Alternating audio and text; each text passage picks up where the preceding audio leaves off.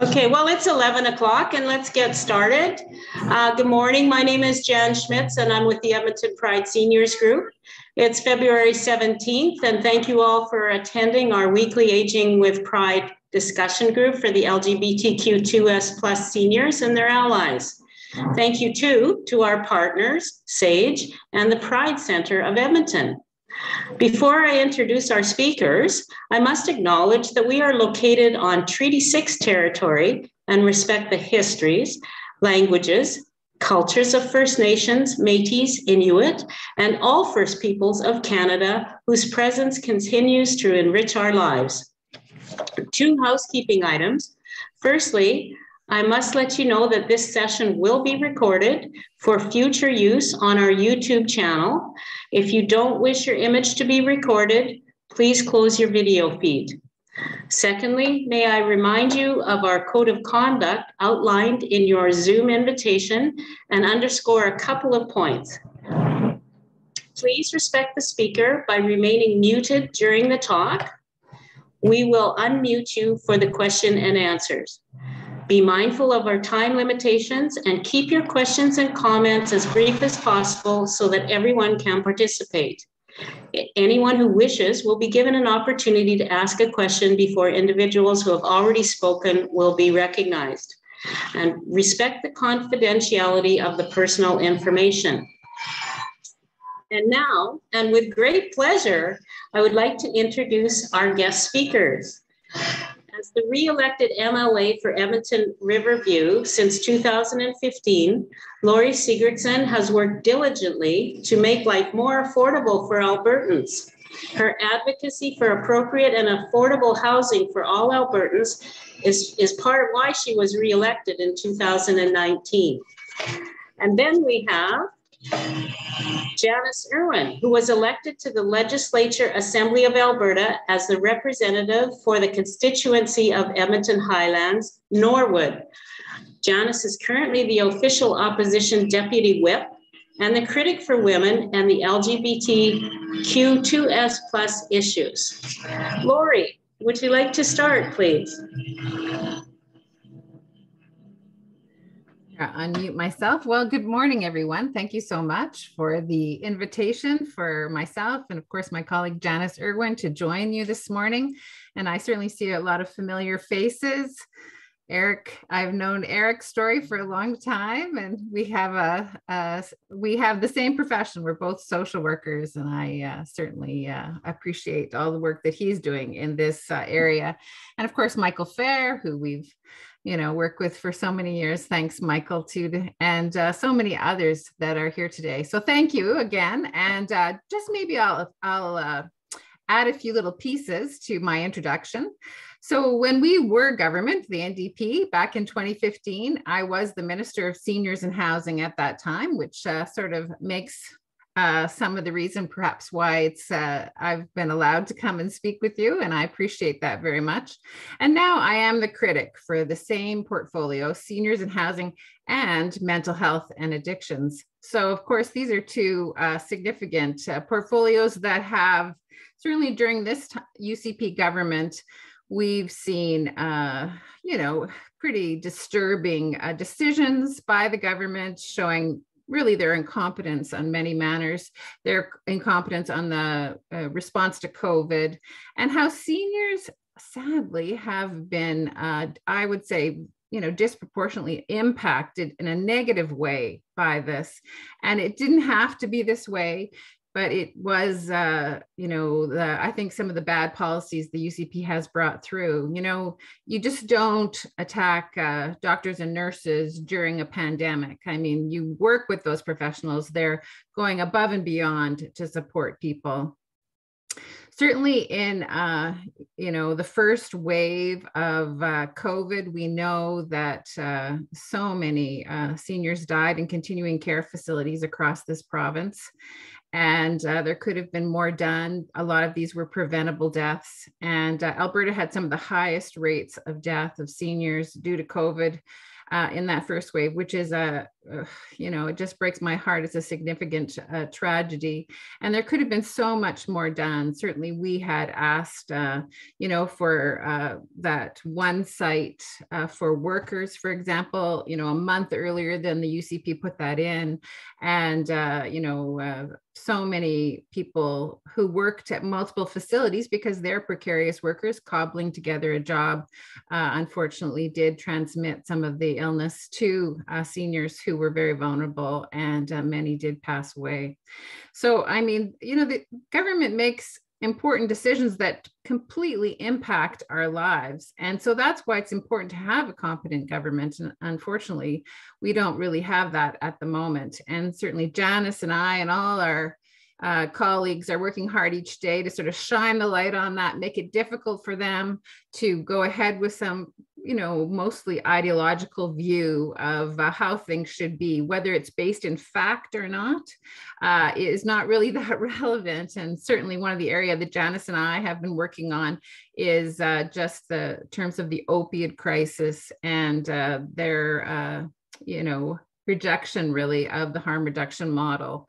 And so many lives are being lost in that area right now. 4 people are dying a day. Again, these are like significant issues that are creating deaths that are preventable, but the UCP refuses to really look at the evidence, talk to the experts who are working in the fields, and it is obviously pretty disturbing.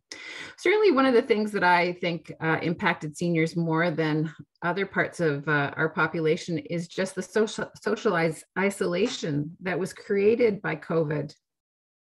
You know, programs, say you did live independently in your own home, you know, we closed down community centers. Sometimes home care was canceled because resources are redeployed, you know, to the crisis of the pandemic in the hospitals or other acute facilities.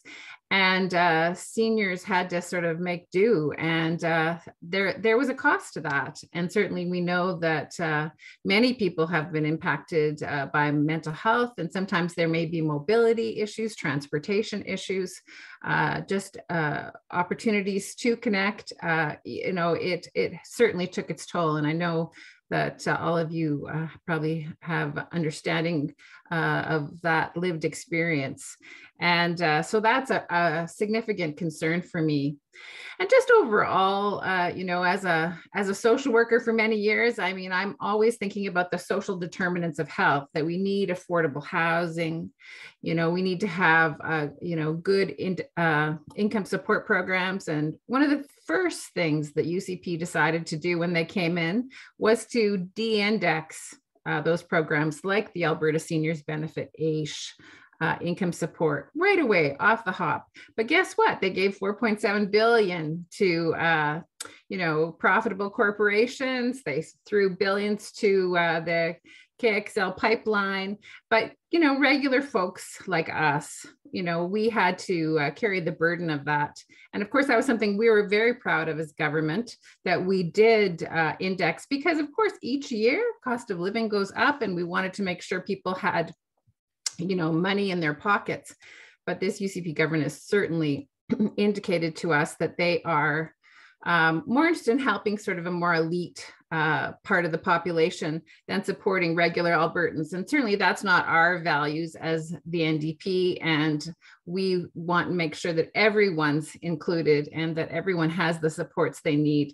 But unfortunately, seniors have been, I think, adversely impacted by COVID, the policies of the UCP government. And frankly, I'll just maybe stop talking right away here, but just I would say in closing that, you know, you can just see the lack of integrity of this government.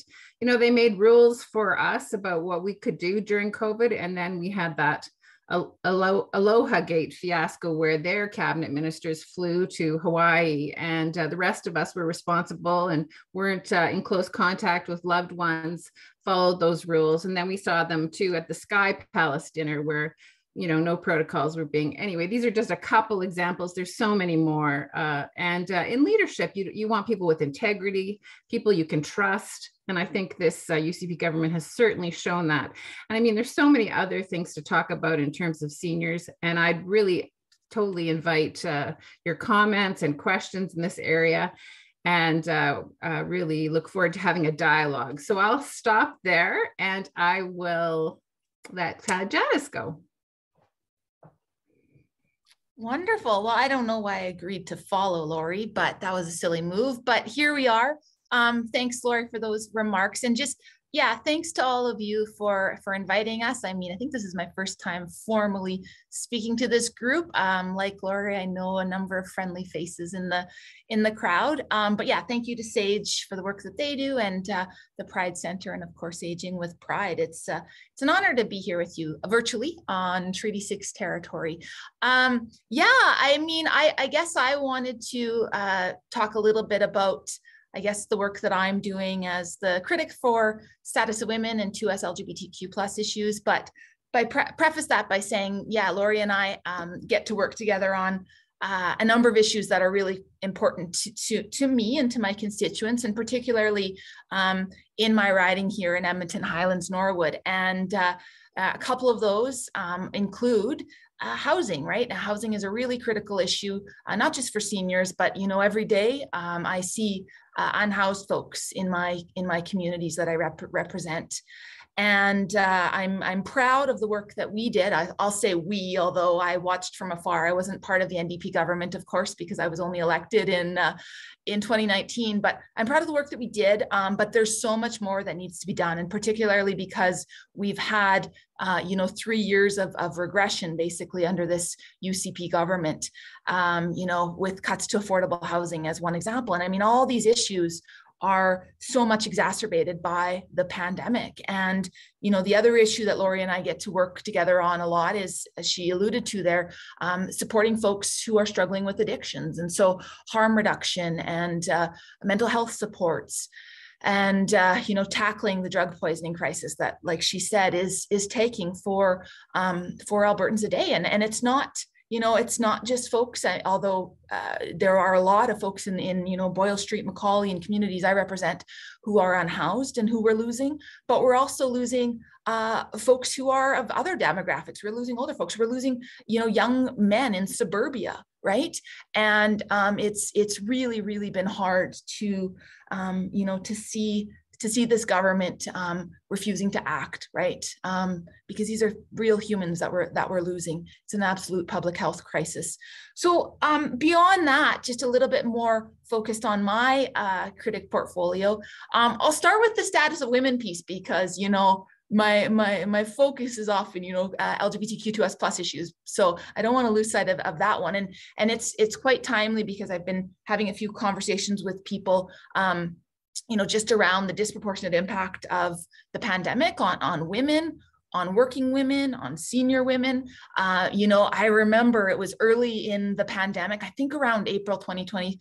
Time is very confusing, so I never know if my dates are correct, but we raised this issue in the legislature, and I said, mark my words, we are going to see an impact of women disproportionately having to exit the workforce, and we're not going to see them return at the numbers that their male counterparts will see. And so we talked. I said, what are your plans to center women in an economic recovery?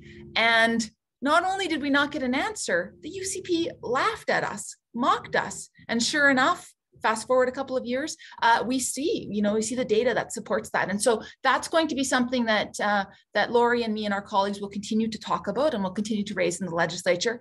Fun fact, we're back in the legislature next week, actually. So if you're wondering what are those politicians doing? Why are they at home with their cats? Well, we have been off for a little bit, but we are back. We are back next week. And so there'll be a budget, there'll be a throne speech, and lots of work from our team to hold this government to account. So those are, that's one issue with status of women. I would like to obviously talk about 2S LGBTQ plus issues. Similarly to women, we don't have as, robust data, but, the anecdotal data, and I'm sure from the conversations that many of you have been having, and perhaps even yourself, we know that the 2S LGBTQ plus community has been impacted, right? And we know that from conversations around isolation. We know that when we talk to queer and trans youth on the streets, right? And so talking to queer seniors, right, who are struggling with various issues. And like I said, the isolation one is a big one. And so, I would say that the pandemic should be compelling all of us, but particularly those of us who hold office, to really examine the gaps in the system and to see how many folks have been left behind by the fact that there are inadequate mental health supports. And that starts with kids in school, right? And our government has been, our government, soon to be government, our caucus has been calling on this government to ensure that there are mental health supports for kids, right? Because they have been really impacted. And mental health supports for folks of all ages. But I really would like to just, draw attention to the fact that our community, the LGBTQ2S+ community, has really expressed concerns around mental health and loneliness and isolation. Lori touched on this a bit, just talking about the broader issues of affordability, and this might resonate with some of you, and obviously it's not exclusive to our community, but oh my gosh, I've been inundated by messages and calls about folks who are just struggling right now, seeing their utility bills just through the roof, right? And it's pretty hard to hear those stories of folks who are having to choose between paying their rent and paying their bills and buying food and all the things that they're trying to manage, right? And it's hard when folks have lost employment, or folks who are seniors who are on fixed income. So those are some of the issues that are really, top of mind for me. And most importantly, I still feel like I'm new as a politician, although, some days it feels like I've been here for 10 years. Again, that time sure is confusing. But there's some incredible wisdom in this room. And again, don't worry, I'm not being ageist. I just, think of Michael and Ron and some of the folks that I know in this chat who've seen a lot over the years. And I think we, as much as I can't handle Zoom sometimes because I spend my days in Zoom and my poor eyes are sore, I really value the opportunity to hear from you folks. So I think what Lori and I would like to do is just, throw it open to questions. We're headed back. This is really good timing. We're headed back to the legislature, as I said. And I would love to hear from you, what issues are top of mind for you? What should we be highlighting? What should we be focusing on? And listen, it doesn't, I'm not naive to the fact that as opposition, of course, we need to be critical of this government and we need to hold them to account. But I know, because I hear from folks all the time, all across this province, they want us to be more than just oppositional. They want us to be propositional, right? They want us to offer a vision of what we as an NDP government will do differently. People know that Jason Kenney and the UCP have a terrible track record. They don't need to be reminded every day of how awful Jason Kenney is. Although Albertans do historically have short memories. So we have to do a little bit of that. But more importantly, we want to offer a hopeful vision for the people of Alberta so that they will put their trust in us to form government in 2023. So anything you can do to help us to form that vision, to frame that platform would be so much appreciated. So with that, I'll stop talking, and thanks again for the opportunity. Okay, let's use the chat function and the little icon for the hands for our questions. And I see, Michael, you have a question. Please go ahead. Yes, thank you, and thank to both of you for being here today. I wanted to first make a comment or two and then a question. To get back to partly what was being said, particularly about the impact on women. Of course, in the senior centers and housing, most of the largest number of people who died were women. Kind of thing, because that's who's in the senior homes as well. So it's not. not only younger, but also older. It's really that. It's also striking that when you saw particularly men complaining that they couldn't visit, it was their mothers they wanted to visit. And when you saw women, they were talking about their parents they wanted to visit and to care for. It was striking to me how important it is. But my question is, and really partly to Laurie, one of the things, Laurie, that started before that for us, and I'm thinking about our group, the older gays and lesbian seniors, is that you provided an opportunity to work to provide some input that actually changed some policies within the government, and I think that's an area that I would like to see you address again, because for us that made some difference, and in the long term I think that continues to make a difference, kind of thing, that we were part of recommending training and what needed to be done. There were a variety of things that we did along those lines, and I do think that that's really significant. So perhaps you want to say a little bit more about that, Laurie or Janis? Yeah, well, I so appreciated your input, and I know that one of the phenomenons that no one's proud about is that, as seniors age in the LGBTQ community, they may need to go into the lodge program, for example, in Alberta, but guess what? So they're living openly, and then they feel unsafe in the lodge program because sometimes there's others who aren't very respectful of their lifestyle choices. And to be frank, sometimes some of the staff in those areas, may not have, understanding and inclusive views. And so that was one of the important pieces that I'm so grateful for your contributions to, Michael and others, to have some training for those workers, and so that people were in a welcoming, safe environment. And absolutely, it's sort of an adage that has been attributed a lot to the developmentally delayed community, but nothing about us without us, that kind of thing. And certainly that's very much what we think as the New Democrats, is that we need to make sure that we're working directly with people with that lived experience, so that because they know what it's like. You guys are the experts, I'm not the expert. So anyway, I so appreciated that, and certainly an NDP government would continue that process. We want very much to make sure that the services are respectful and inclusive, and that's very key, Michael. Thanks. Thank you, Michael. Roy, would you like to go ahead with your question or comment? Yes, thank you. I just wanted to mention, and I'm sure you're aware, that Michael and others within this group have put together a proposal for a facility that would accommodate LGBT plus individuals, seniors, and associates or partners.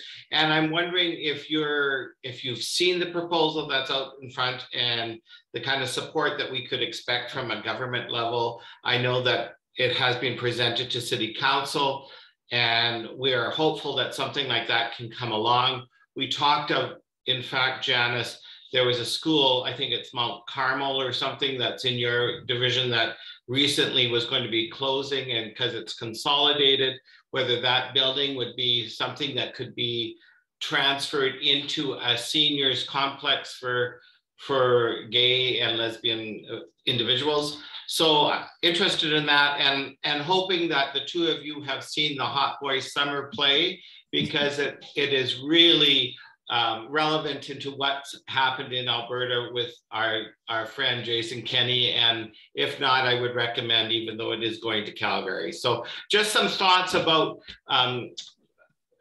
specifically about perhaps having a building constructed within Edmonton. That would be probably a first within Canada to have that kind of distinction. And also, I think it's critical that whoever's in government establish some type of an alliance with the gay community, so that you have points of references or people that you can approach and get opinions, ideas from, and whether that has already been established, I'm unfamiliar. So I'll leave it with you to respond. Thank you. I love that. Well, I can start and then I'll throw it over to Lori because she'll probably have more context on the housing project. But first of all, I have to say I did not see the play. I know I'm probably one of the only MLAs who didn't, but only just because I've been like one of those pretty paranoid people about going to events. And I've managed, I think, to avoid COVID, although I tell people who knows, I may have had it and just didn't have any symptoms, but hopefully maybe I can get to it now that things feel a little bit safer. But yeah, no, I love that. I know a little bit about the project. I love the idea of repurposing. You're probably thinking of Mount Royal, which was one of the schools that closed after the consolidation of the new Highlands School. And I do actually know I've had a couple of folks in the Highlands neighborhood mention, you know, they obviously want to see that, you know, it's a beautiful space right in Highlands, beautiful green space there too. They want to see it used well, right? So would be happy to you know, have these conversations about it. I'd be curious, but I'll throw it over to Lori first. I'd be curious to know if you said you've shared with the city, if you've shared with the province, and if so, if you've had any success. But I can, or actually, why don't you've got your mic still on. Have you shared it with the province? Not that I'm aware of, but Michael is kind of one of the people that was leading the charge on that. So I'll let him speak more directly. But I do know that City Council has been approached. Right. With the province, we've dealt with the department forget the exact title of the department that has land that they deal with, kind of thing, and that. And they just came out with the report on housing. You probably have seen that it came out, which basically said they're going to try to get rid of. They really want to not be involved. And the property that they have made available technically is probably not within our reach in any kind of fashion, because the recommendations are there, they should be, but the way they're handling it is not going to be that way at all. And I would say, I'm not sure, we'll be happy to send the proposal, our perspectives to both of you. And we also have a newsletter I'm sure both of you would like as well, that would kind of goes along with that. Fine, so we'll do that. Yeah, that'd be great, Michael and Roy. I'd appreciate getting that particular proposal, because I mean, I certainly had, I can remember having conversations about this idea, but I don't think I've ever seen the specific proposal. So that would be fabulous. And just to go back to one of the questions was, have you seen Hot Boy Summer? Yes, I have.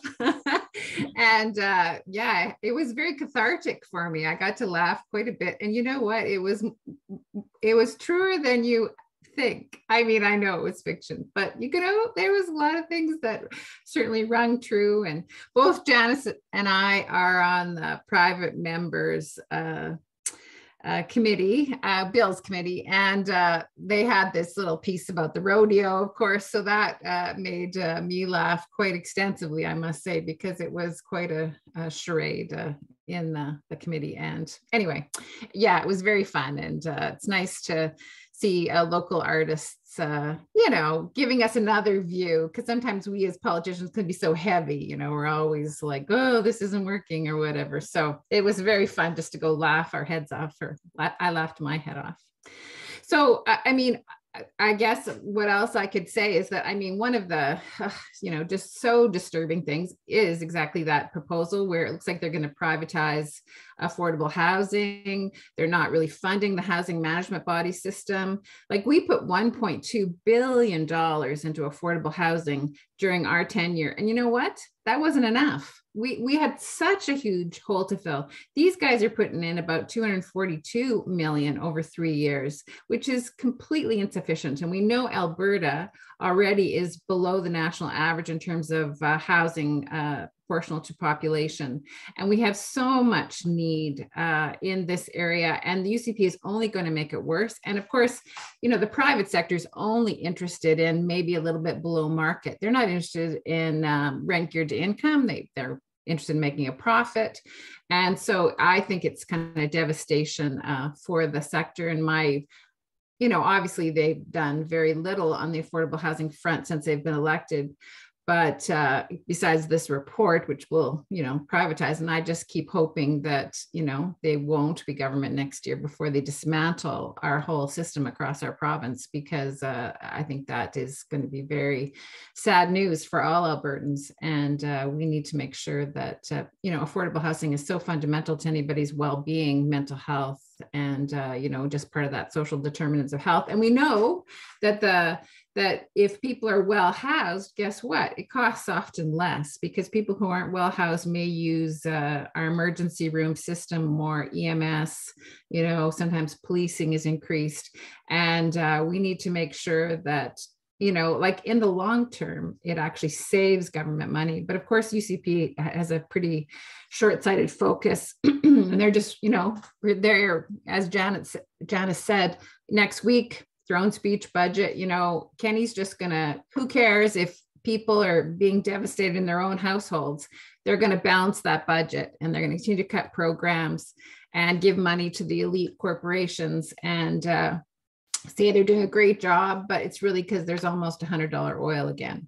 So it's nothing that we feel at our kitchen tables. The policies of the UCP are not supporting all Albertans, and certainly I think seniors have every reason to be concerned because there's just such a limited investment in affordable housing. So I'd be really grateful for having a copy of that report. So please do send it my way. And I think just one more thing, Roy, you said, well, would there be opportunity for an advisory committee or something like that regarding these kind of issues in your community? And I would say, that makes complete sense. And I'll let Janice share anything else she wants to. But I mean, as I said before, nothing about us without us. And we totally want to be creating policy, creating programs that meet your needs, and not just sort of, dictating what needs to happen. We need to understand your lived experience, and certainly, happy to do that. And, I know as an old social worker that's the best policies are those ones that are, you create with people who are utilizing those programs. Thank you. Thank you, Roy. We'll continue in order. So the next lineup will be Larry, followed by Sydney, and then followed by Martin. Larry, please go ahead. Thanks, Jen. Thank you both for your comments. It strikes me, looking at a number of very different areas, healthcare, HIV care, addictions, mental health, now housing.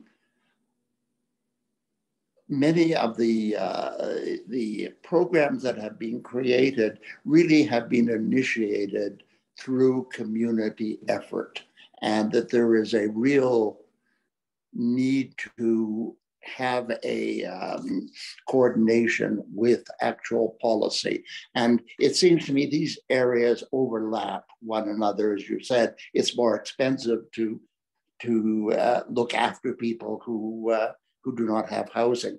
And I'm wondering what the opportunity might be for an office of LGBTQ2S+ affairs that would actually ensure, the way we are trying to do with housing, that the needs of our community are represented everywhere. For example, important as this, as a specific housing project is, the fact is it can't possibly meet the needs of all of the community, so that every facility needs to have policies that are in place. So I'd be interested in your comments.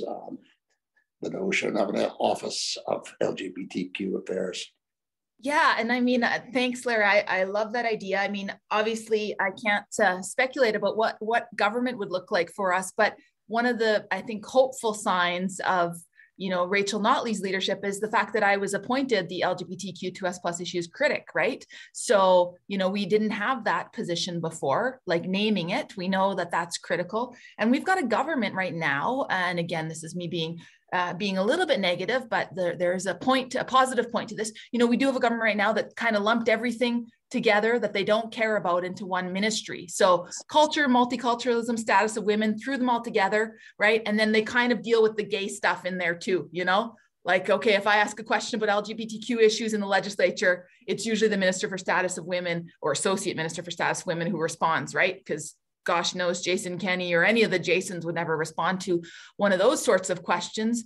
Ooh, of course not, right? So, however, you know, I would say, and I mean, you can see, and I mean, the track record of this government with LGBTQ issues is a long and horrendous one. And we don't need to look, we can look back to Bill 8, but we can also look more closely at, you know, the reprehensible comments that the Premier, of course, has now apologized for. But those types of actions and remarks, you know, say a lot about how much they value the community. And so I'm hopeful that it's something that can be, you know, whether it's an office, whether it's part of a ministry, you know, I'm hopeful that that's something that will be named under a government. But again, I mean, it's pretty hard to speculate. But noting that, you know, I was honored to be able to have this critic area is a good first step for sure. So we will certainly. I know Lori and I are both taking some notes here, so we'll certainly pass this along too. Go ahead, Lori.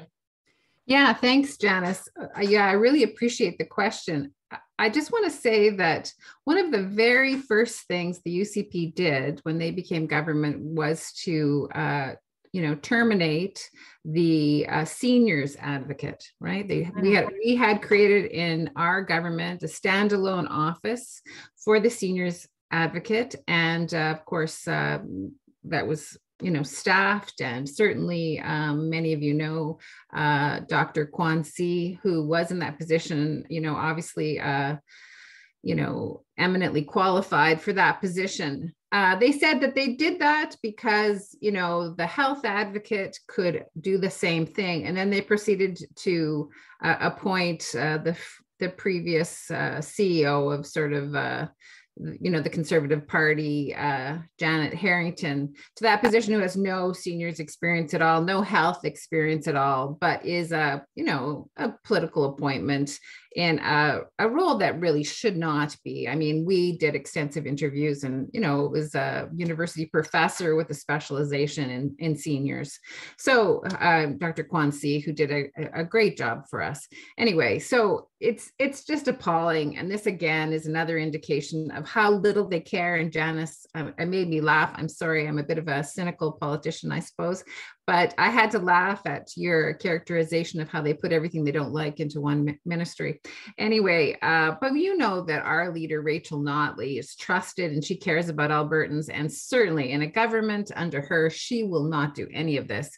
And one of the things that I've managed to confirm with her and get, and we're, you know, working on our platform, of course, for the upcoming election, is that she is committed to reinstating that office of seniors advocate and making it, going a step further and making it independent, which is what we always wanted. And so then it's much more scrutiny on government and, you know, more like the child and youth advocate, which is really important. And so I guess I'm telling you that because we're already, like, as Janice said before, we regress so much. We have to sort of establish this. And I think that within that, you know, not only covering seniors issues, but I can see a focus being very much on the LGBTQ community. Not that we wouldn't do more than that. And as Janice says, like, even her critic role helps significantly because it does highlight the concerns and difficulties.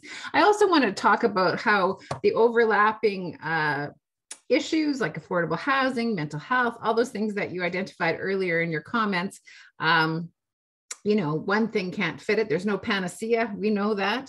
And we do have to have coordination. And another thing that we're working on is, and, you know, we don't have the exact title, and we, you know, it's not always great to have an in front of on a title. You sort of want to be visionary. So, but basically it's known as an anti-poverty strategy, and myself and some of my other colleagues are working on that. Maybe we'll call it a wellness strategy. I'm not sure, but it's looking at all of those pieces that you indicated and bringing them together. So, thank you so much for your comments. That was, it is something that we have been working on, and we know that it's so important to get rid of those silos and work collaboratively regarding those multitude of issues, because one thing isn't going to fix it. So thank you very much. I really appreciate what you said.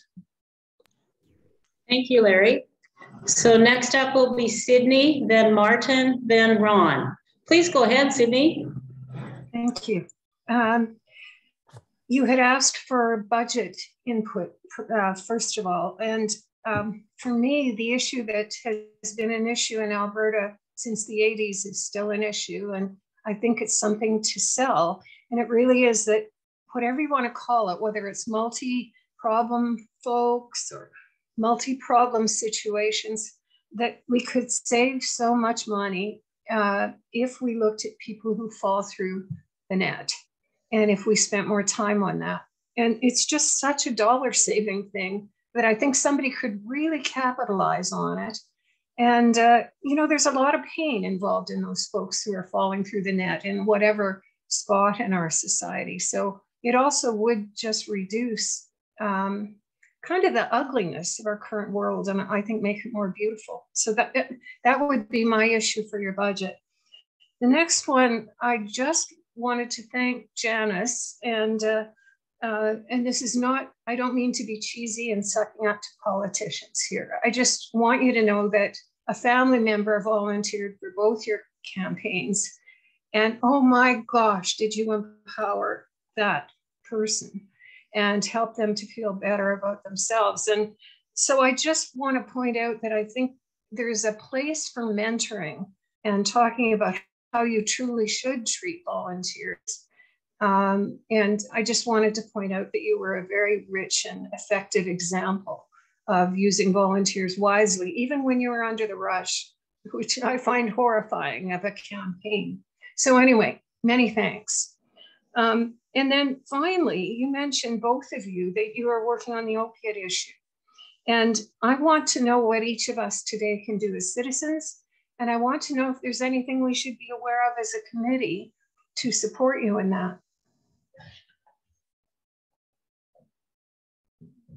Gosh, well, maybe, Laura, why don't I start and then throw it back to you, particularly on the opioid piece. But no, just thanks for that, Sydney. That's really nice. And I think, one of the things that I always try to acknowledge whenever I give a talk is the fact that, representation in politics matters, right? And, we can look to Michael and we can look to folks who were trailblazers for sure on this. But, the reality is it's 2022, and how am I the only openly, let's focus on the openly part, openly queer MLA in the legislature, right? And I also have to acknowledge my privilege. I'm a white cisgender woman, right? With a whole lot of privilege. And so, my hope is that we can continue to engage folks in politics. My hope is that in 2023, we have a slate, or even sooner, we have a slate of candidates who are more representative of Alberta, right? So I want more racialized folks. I'd love to have, other members of the LGBTQ2S+ community in that legislature alongside me, right? I'd love to see a trans person elected. I'd love to see Indigenous folks in the legislature. There's so much more work to be done. And so it's on people like me and Lori and our colleagues who have that privilege to open up these spaces and to talk to people and to encourage them to run for office, right? So that we can have, like you said, those powerful conversations, like even being mentors to folks. So absolutely. And just on your first point, just around what we can do to raise issues of folks who are kind of falling through the cracks, and how we can support people. Again, I can point to the example of unhoused folks in my communities that I represent. And gosh, I know Lori and me and Marie Renaud and others in our caucus have asked a lot of questions of this government. And, I remember one of the questions I asked was around supportive housing. We've got examples of effective supportive housing in this province, in my own riding. Ambrose Place is a great example. It's a Naganan housing venture that, it takes a harm reduction approach. And so they take some of the hardest to house folks in our communities, people who've lived rough for a long time, and many with disabilities, multiple disabilities, and they house them. And supportive housing is such an example, Sydney, of saving money, right? And I remember asking in the legislature, like, why do you refuse to invest in supportive housing projects if the moral argument of saving lives isn't resonating with you? How about the fact that you're actually going to save money? No surprise, neither of those convinced them, right? But so no, Sydney, it's our commitment to, continue to talk about these issues and continue to amplify the voices of those folks who are left behind by this government. Laurie, I'll throw it over to you. Yeah. Well, thank you, Sydney. And certainly, you're sort of touching a whole bunch of issues are the reasons why I even put myself in harm's way, it feels like, to be a politician, because I worked as a social worker for 30 years. And I saw exactly what you're talking about, people falling through the cracks, not being supported by our systems. I was frontline when Ralph Klein was the premier, and he cut public programs by 50%. So I guess I got progressively angry more and more through my career as a social worker, and decided that, in my sphere, I didn't have enough power to make the change that would make the difference.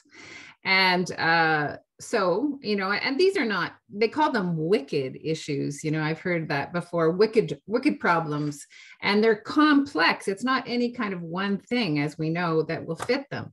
So anyway, I said no to Rachel many times, but finally I agreed, and I did run, and I'm very proud of our record as government. But yeah, Alberta's not perfect. There's still issues, huge, but we did reduce child poverty by 50%. I mean, that's just a stat that just springs up, and that was in a short period of time. So the political will was there, under Rachel Notley. She cares about Albertans, and she wants to make sure that everyone has those supports so they can live in dignity, like you're talking about, Sydney. That's absolutely, totally why I'm sitting here today talking to you, because that's why I became a politician, because I sometimes feel like I was crazy, and I certainly had to be kind of pushed into it.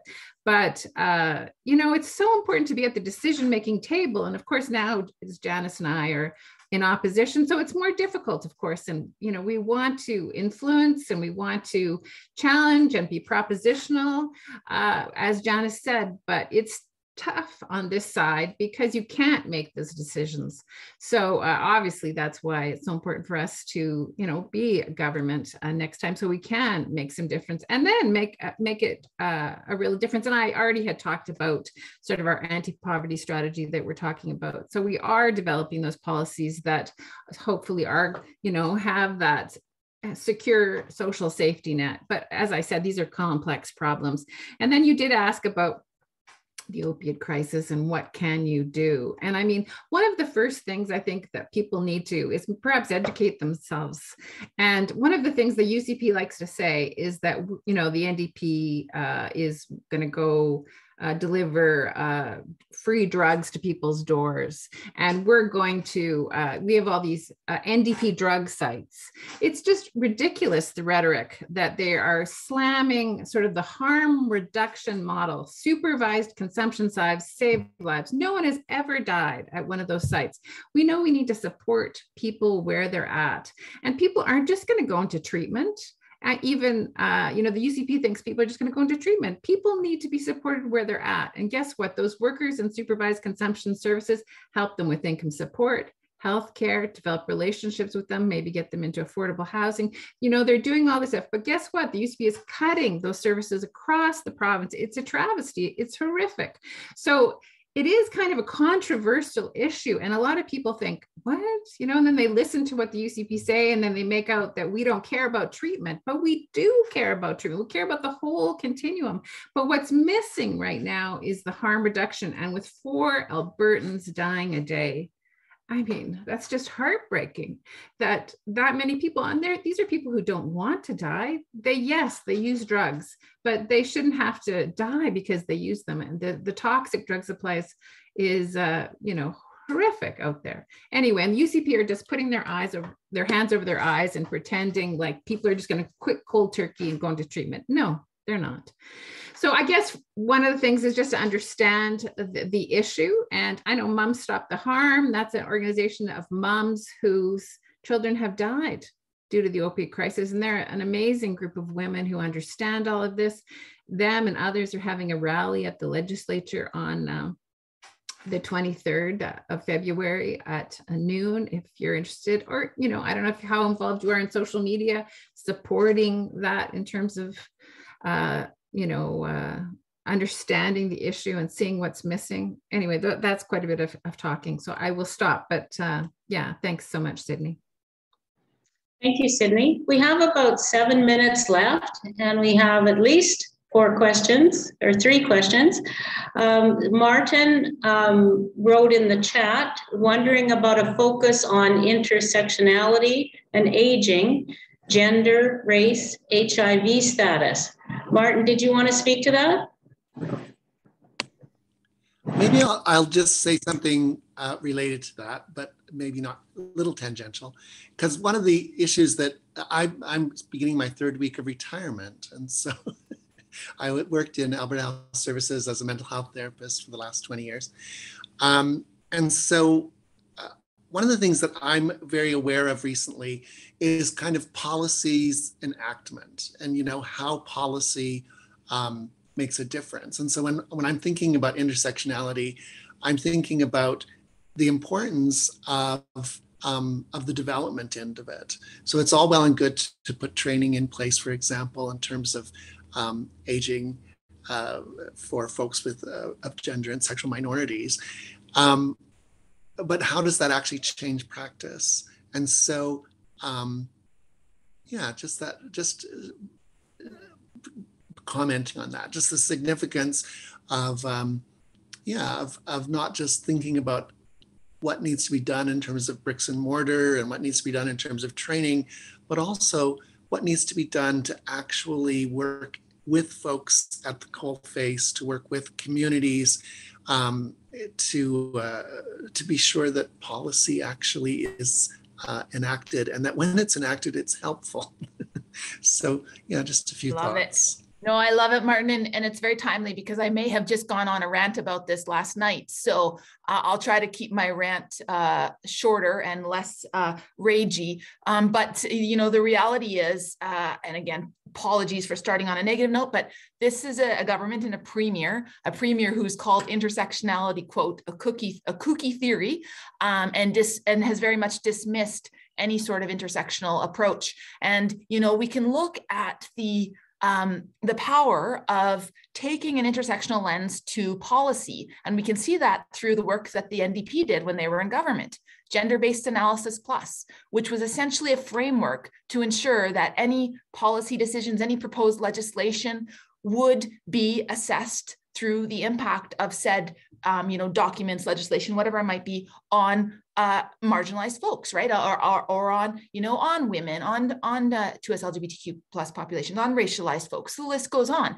And of course, no surprise, this government scrapped that approach entirely. And when asked about how they are now, doing an analysis on any of their policy pieces, they don't have an answer. And from what I'm hearing from folks within government, within ministries, are saying like, yeah, it's completely gone. And I mean, Status of Women, which was the ministry that was responsible, that housed gender-based analysis, has been decimated. It's gone from multiple, folks working in different areas to, I think last time I checked, about 3 people. So there's no way that this work is being done. And so you can bank on the fact, Martin, that if we form a government, we will ensure that policy decisions are based on evidence and are made after thorough analysis. So, Lori, I don't know if you wanted to add to that at all. I just say in the interest of time, because we're almost out, let's go ahead, Jan. Thank you, Martin. Ron, please go ahead. We have about 4 minutes. I'll try my best to condense it down as much as possible. Just want to comment briefly on one aspect that we have talked about here, and that is harm reduction. I get so frustrated having listened to the news over the last couple of years, how the UCP government handles harm reduction. I was lucky that when my health first recovered to the point again recently that I could actually get involved back in the community. One of the first organizations I got involved with was what was previously known as the Edmonton Men's Health Collective, and was on the community advisory team that started the peer harm reduction program for queer youth. And having been still a part of that community, we periodically get report backs from the coordinators and whatnot. And it is stunning how many people that outreach program providing safe supplies has saved lives on the spot. On the spot, their coordinator has gone out to provide supplies and had to use their naloxone kit in order to save somebody, you know. So seeing the lack of recognition that harm reduction works just gets me going. The other one I wanted to talk about is what's called the Renters Assistance Program. Unfortunately, under the NDP government, the then direct tenant program was pretty much put to bed. Which meant a lot of low-income people had no access to money because it simply ran out of money. And it shut down. They stopped taking applications. The director tenant is handled locally in Edmonton here by the Capital Region Housing Authority. And they built up hundreds and hundreds of applications because there was such a waiting list that for the last couple of years, basically they could not deal with all these people were just not able to access that. Now in July of this year, that the federal government had developed their own program and started working with other provinces. And in July, they coordinated with the Alberta government and provided them some additional funding. So the UCP were able to open up this program again for the renters assistance benefit. Some of the challenges of that is that, for example, as a senior who relies on that, if I did not have that, I would have to move out of my home of 23 years. Without it, there's just no question. I could not afford to live here. And I'm only paying $900 a month rent. But without that, I could not live here. I just recently haven't had a chance to talk to them. My downstairs neighbor is a woman who had to have a mastectomy recently due to cancer. She's had cancer come back again. She's no longer able to go into the workforce. She doesn't know how she's going to pay her rent. I spoke to her about this. But even still, in the information I received from the Savita Capital Region Housing Authority, it's still going to be 2 months for them to even get to the application because they have to go through this whole process. Bottom line is the renters assistance benefit is great to have, but it is still unmanageable. For example, I was given an opportunity to write stories for the Edmonton Heritage Council on the Edmonton City Museum project. I had to beg and plead with them to assign that dollar amount that I was paid to someone else so I didn't get it taxable because it would have reduced my income, not this year, not next year, but the year after, because my taxable income would have been too high. There's no off-ramp to be able to say, oh, for this month, I can actually make a few dollars, doing a project from home. There's one coming up from HIV Edmonton, which I've been asked to consider working for a period of time. I'm old. I'm barely alive. I won't know if I'm alive next year even to deal with this. But thanks, Ron. I appreciate it. It was difficult to hear your question there, but we've run out of time. Sorry, Thea, we can't get to you. Women, you're doing great work. Keep it up. I think we could have had this session run for 2 hours, and maybe you'd be willing to come back and join us on another time. Do you have any final words you'd like to say to us? You have a minute. No, just I wanted to just start by saying just thanks to Ron, and he might have disappeared there, but if someone's in contact with him, we'd love to, you know, please let him know that he can reach out, because I feel bad that he didn't get a chance to finish. But just, yeah, thanks for the work that all of you are doing. Thanks for having us. Lori, I'll give you the last word. Yeah, thank you so much. Obviously, it was very rich for me to hear your comments, and you know, it feels very much like we're on the same page in a lot of our concerns and what we value as Albertans. So that's important. And certainly with Ron, the last comments and things like that, there may be something more we can do for you. And there's some things I'd like to address, but I know we don't have time. But sure, I'd come back again, Jan, if you make space for us. So yeah, thanks so much, everyone. Thank you. So well, thank you, Janice and Lori, for such an inspiring talk. And thank you to Kim Lauren for your signing and technical experience. And thank you to all of you. We hope we see you next week when our speakers will be Sarah and Basil from the Edmonton Mennonite Center for Newcomers, the Newcomer LGBTQ program. Please fill out the survey that we're going to send you, and you can contact us at agingwithpride at pridecenter@edmonton.ca. And now I return our meeting to our host. Hi, everyone. I will see you next week. See you later.